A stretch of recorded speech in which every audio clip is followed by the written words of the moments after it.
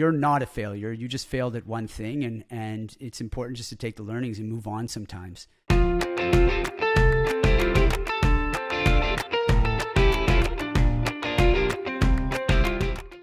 Hi, everyone. It's Kara Goldin from The Kara Goldin Show, and I'm so thrilled to have my next guest here. I've fanned over him for years, admire his product, his original product greatly.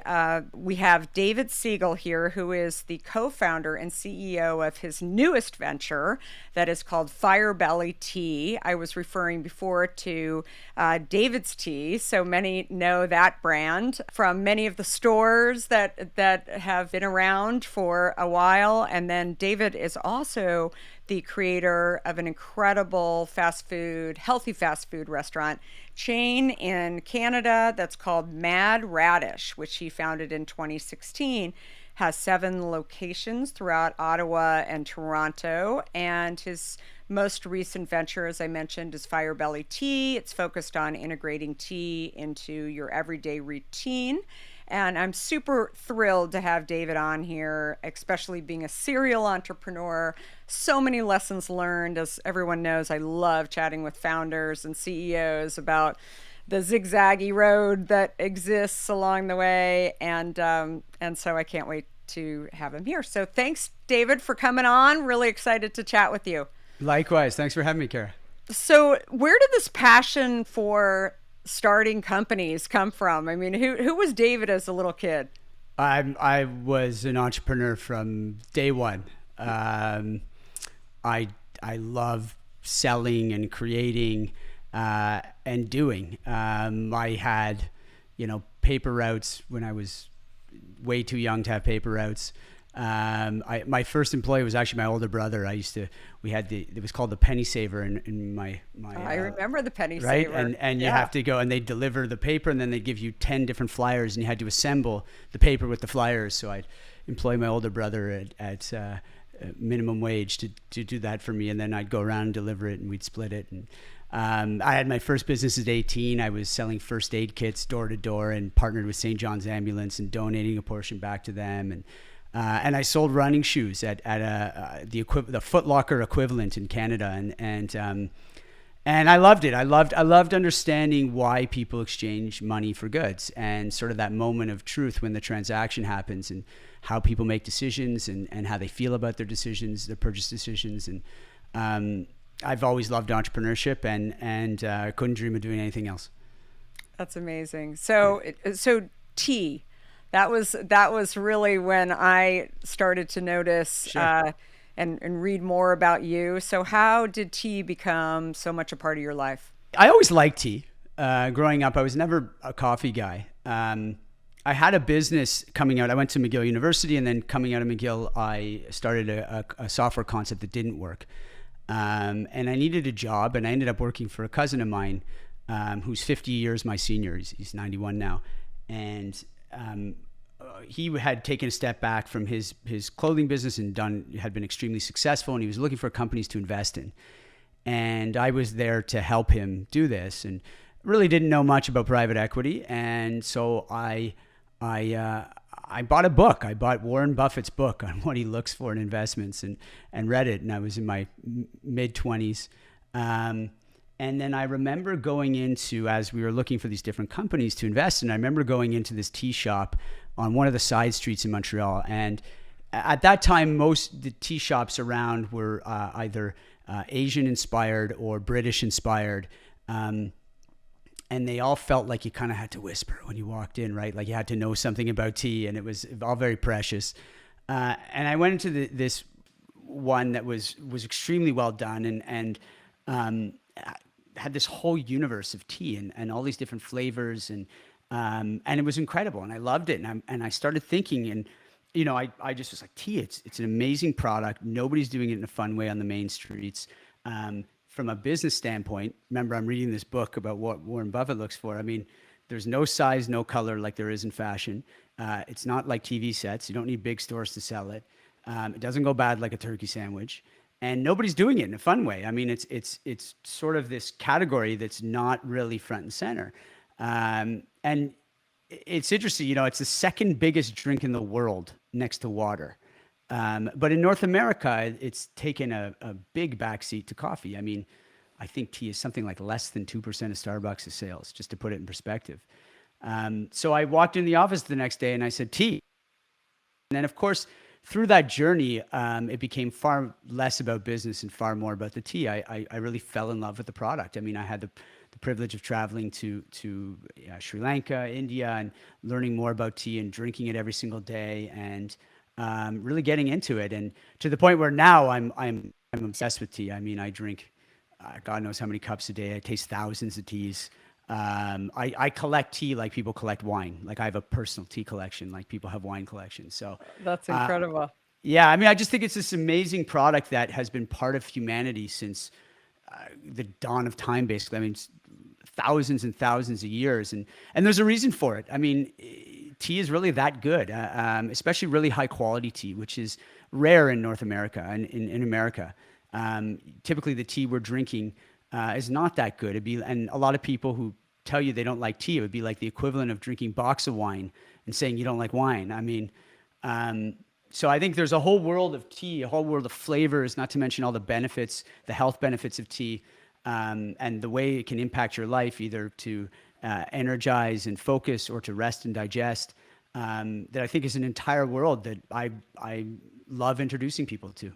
That's incredible. So when you started David's Tea in 2008, I mean, you said, oh, let's just go start a tea company. But how is it different than some of the other things that you had done? I mean, you said like you started a first aid company, you had started, obviously, but now, I mean, this is real, right? This is starting, or it's a physical goods company. You didn't just stay in Canada. I mean, you got into New York, you got into the US overall. So what was kind of the first aha moments in starting this company, David's Tea, that you sort of, learned about entrepreneurship, but also about yourself? So parts of it came very naturally to me. I had worked in these running shoe stores, selling running shoes for a long time on commission. So the selling part of it came very, very naturally to me. And I was very passionate about the product. And so I was able to speak to it. Other parts I had to learn. I had to learn a great deal about tea. I had to learn about buying. I had to learn about inventory management and a variety of different things. Thankfully, I had a good partner who had been through retail before and was able to set me up with the right contacts. But I had to learn the tea world on my own, and I did. And it was an adventure, and I loved it. And I think a lot of it starts with the customer. I was there. I mean, I always say to people, I mean, I'm a glorified tea guide, because that's where I started. I mean, I started in a store selling tea. When you have one store, you're in the store and you're selling it. And so you had a partner, and he was taught you a lot about extremely helpful, and taught me a lot about retail and product management and real estate, how to open a store. But really, what made it successful is we were able to get people excited about tea and about loose leaf tea too, and a whole world of flavors that they didn't know existed in tea. And we did really interesting blends, and we really moved the industry forward. And now with Firebelly, I'm coming back to it 5 years later with an entirely new approach to it. Our big thing at Firebelly is we really want to elevate the experience and the quality of the product. And so we're not using any flavoring. So you don't have to go label hunting. If you look at most tea packages, you'll see this word, either flavoring, natural flavor, artificial flavor. And it's just flavors that are made in a lab to make you taste something that's not really there. So, there is no way to infuse peach and pomegranate into tea and make it a really powerful peach and pomegranate. But you can get the highest quality Madagascar vanilla, and it's out of this world. Or you can get incredible ginger and cinnamon. And so at Firebelly, we're doing a combination of rare single origin teas, like Japanese green teas or Taiwanese oolong teas, which are out of this world, and most people have never had the opportunity to try them. And we're also doing blends as well, so mixing different teas, herbs, spices, and fruits together, but only using the flavor of the ingredient itself. And it just makes for a really fantastic taste that gets better with every single cup. Where are the best teas coming from? It depends. I mean, China, Japan, India, Sri Lanka, Taiwan. Kenya gets some good ones from time to time. Korea now is making some great green teas. Those are really where you get, so tea itself is a very specific plant. It's the Camellia sinensis plant. And how you process it makes a difference. So, I mean, I could geek out on this far longer than your listeners want me to, but it's like if I had an apple, I took a bite out of it, left it on the counter, turns brown, it's oxidation. It's the same idea with tea. And depending on when you stop the oxidation process, and you do that through heat, either through a wet heat or a dry heat, it'll impact the flavor of the tea. And that's and the properties and some of the health properties as well. So that's basically the difference between a green tea and a black tea. One is oxidized, one isn't. And then oolong is semi-oxidized. And there's a whole art to determining when to stop the process and whether you want it 25% oxidized or 60% oxidized. Yeah, and these learning how to do this, these tea production methods are passed down through generations in some cases. And so that's tea itself, is that Camellia sinensis plant. But in North America, we call anything you put in hot and cold water, it's not coffee, tea. So right. So really what's tea? Well, tea is water infusions. I mean, it in our vernacular, the way we think about it is, give me a herbal tea. Well, there's no such thing as a herbal tea. Tea is a caffeinated product, but it's a different caffeine than in coffee. It releases into your bloodstream differently. So whereas with coffee, you get that big spike and crash, with tea, it releases a bit slower. So I particularly like it in the afternoon, a really nice green tea, a really nice oolong tea. But then I love the herbal infusions too. And we have some incredible ones at Firebelly Tea where, like we have one called After Dinner Mint that has valerian root in it, for example. Valerian root will help you sleep. So we did a chocolate mint valerian root tea for bedtime. And it's on a rooibos base. Rooibos is a South African herb that's naturally caffeine free.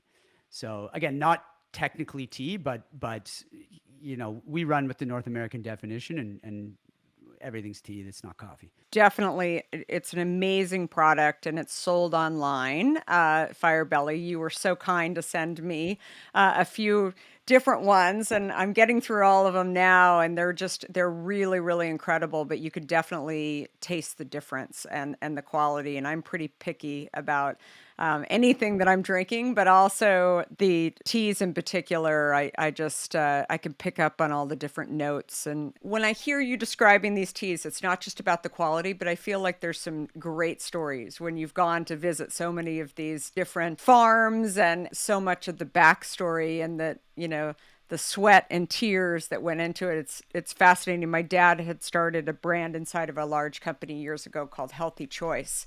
And as a kid, I grew up with my dad telling me about the backstories of the shrimp fishermen that actually they wouldn't go out past 4 a.m., that they were always out there doing the fishing this early in the morning. Actually in the early days of Healthy Choice, they actually had the stories of many of the people on the packaging. And I feel like your curiosity, your adventure in starting another company, there's a lot of great stories out there that you love hearing as well. How do you think that plays into, the tea industry as a whole for you personally? Oh, I mean, there's kind of romantic tea. You have all these different countries from all over the world, and these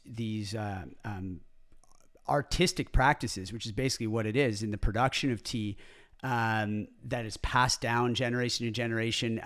It's incredible. It's incredible. I mean, going to some of these tea estates or farms and seeing, getting a fresh cup of tea right on the estate, and learning the production methods and seeing how they do it and how precise everything is, and how much of an art it truly is. And then understanding how that product moves across the world and how it gets blended with other ingredients, and working with different blending partners. And because, all design teas, but we work with different tea blenders. So think of it like clothing, right? You have the designer and the manufacturer. I don't actually stock threads myself, but in this case, I don't stock ginger or stock licorice root, but someone else does, and they work with us on the blending. And so understanding that entire supply chain is really interesting. And same thing on the accessories too. I mean, we've created with Firebelly an entire tea accessory line. Like we have a stop infusion travel mug where you can stop the infusion so it won't get bitter.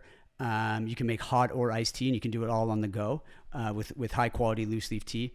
We have these infusers that we made with this little holding dish I've been drinking from. So when I'm done steeping it in the cup, it sort of fits right on, and then I put it in my holding dish afterwards, and then it all stores together. And so like thinking through all of these details in the design process it's a ton of fun. I love it. I mean, making a great product and understanding all the different components that go into doing that, and then when you finally see it hit the market and you see people enjoy it as much as you do, there's a lot of satisfaction in it. Absolutely. And I also want to talk a little bit about Mad Radish. So you decided, so here you had some stores with David's Tea, and maybe that gave you some ideas that it just it wasn't going to be that daunting to go and launch a healthy fast food restaurant. But you turns out it's pretty hard. Yeah, pretty hard. Didn't know the pandemic was coming. Didn't know it was coming. No, I didn't get the memo. I lived in the U.S. when in the States with David's Tea. So I was in Boston for a couple of years, and it amazed me how far ahead the American market is in fast food, particularly healthy fast food. And in Canada, our options were very limited. So when I came back home and I made the decision to leave David's Tea, I decided I would try and bring more healthy fast food to Canada. And the idea with Mad Radish is that, you know, eating well, getting food that nourishes you shouldn't be a trade-off, but shouldn't feel like taking your medicine. You know, there shouldn't be a trade-off between healthy eating and taste. And so we're really trying to create healthy food that doesn't make you feel like you've just had rabbit food, and make that leaves you feeling great, but that also tastes great. And it's been tough, but we've really stuck with it, and I have a great team there and some partners in that business that are outstanding and have helped me develop the menu and the assortment. And you know, we survived the pandemic, and now we're trying to expand that business as well. It's incredible. So, well, I feel like that's the thing about entrepreneurship, that you can go start these things, and you know, it takes a lot of, you're going to get hit with bumps in the road. You've got to be resilient.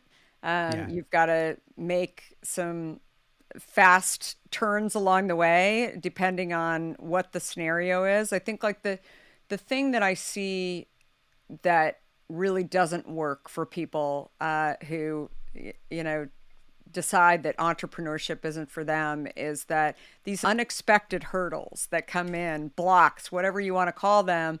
And if you can't make those quick decisions, if you can't look at strategy and say, okay, we've got to change strategy, then being an entrepreneur is definitely not for you. It's lonely too.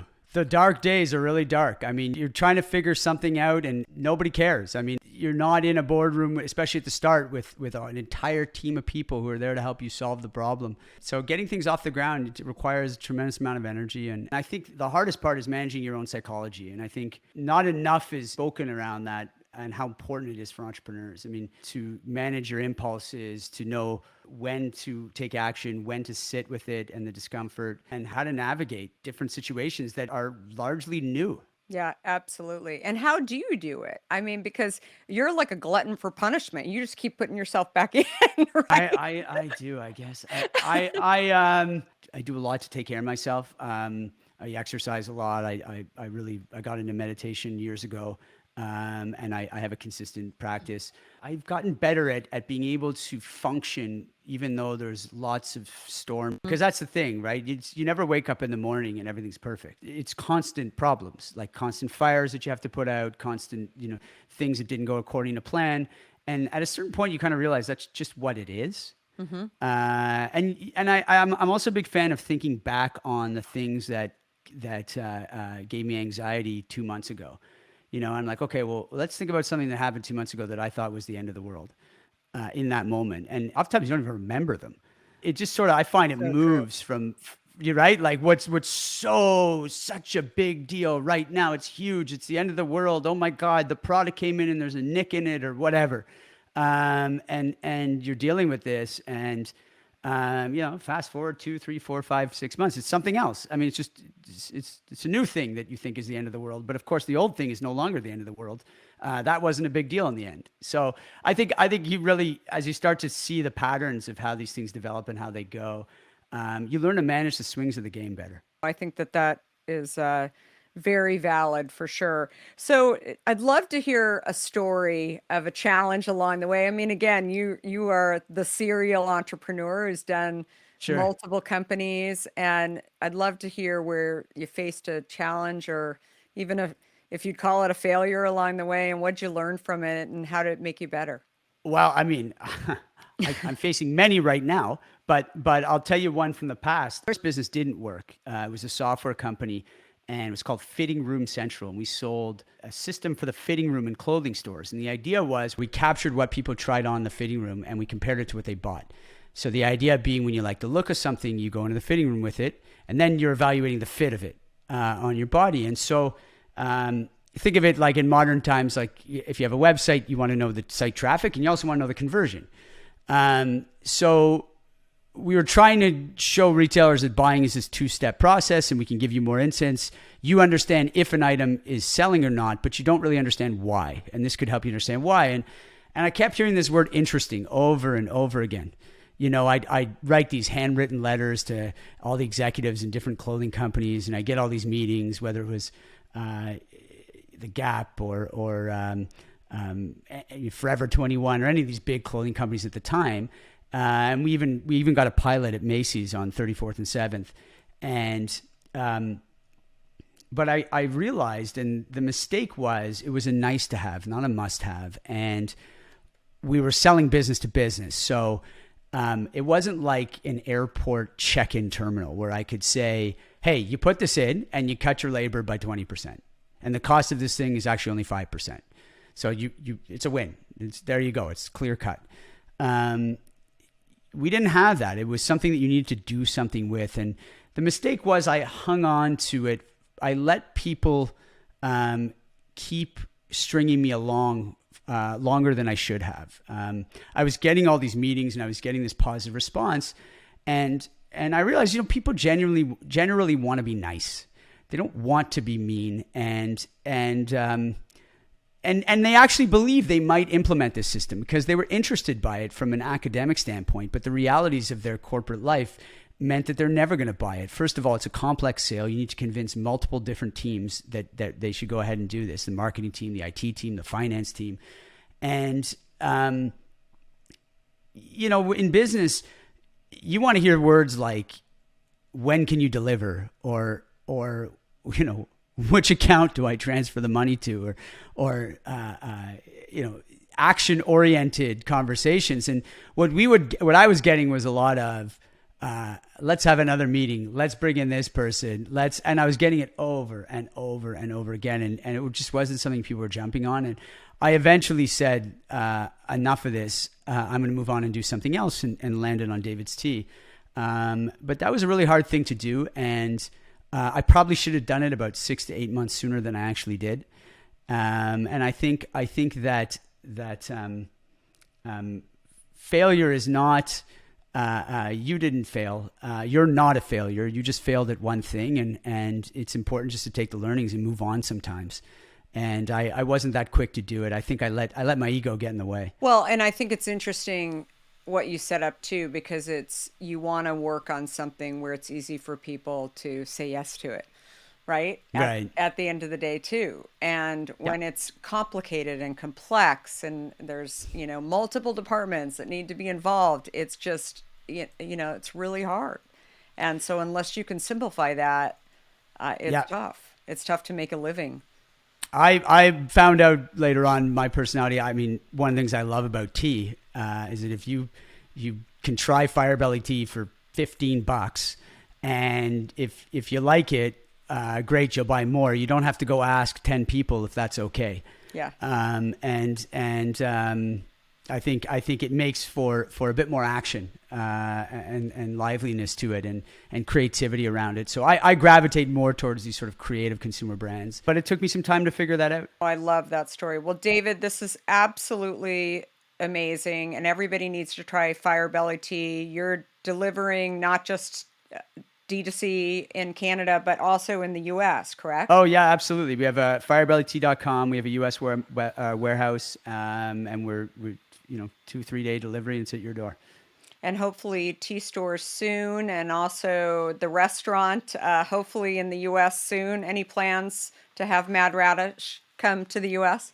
I don't know. You guys got some great. We'll stick to trying to get Americans drinking great tea for now. Yeah, no, that's awesome. I love it. Well, thanks for sharing all of your insights and your stories and lessons. And it's such an honor to have a serial entrepreneur like you, and good guy and smart guy on here, just sharing about the overall journey. So thank you so much, and thanks everybody for listening to this episode, where you can hear lots of amazing founder stories on the Kara Goldin Show, where we get creators and amazing CEOs and sometimes authors as well to come and share a little bit more about their journey and lessons. And definitely give this episode a 5-star rating. It helps the algorithms a lot. And this podcast is trending, almost doubling every single episode. So we're excited to really bring a lot of these stories to people globally.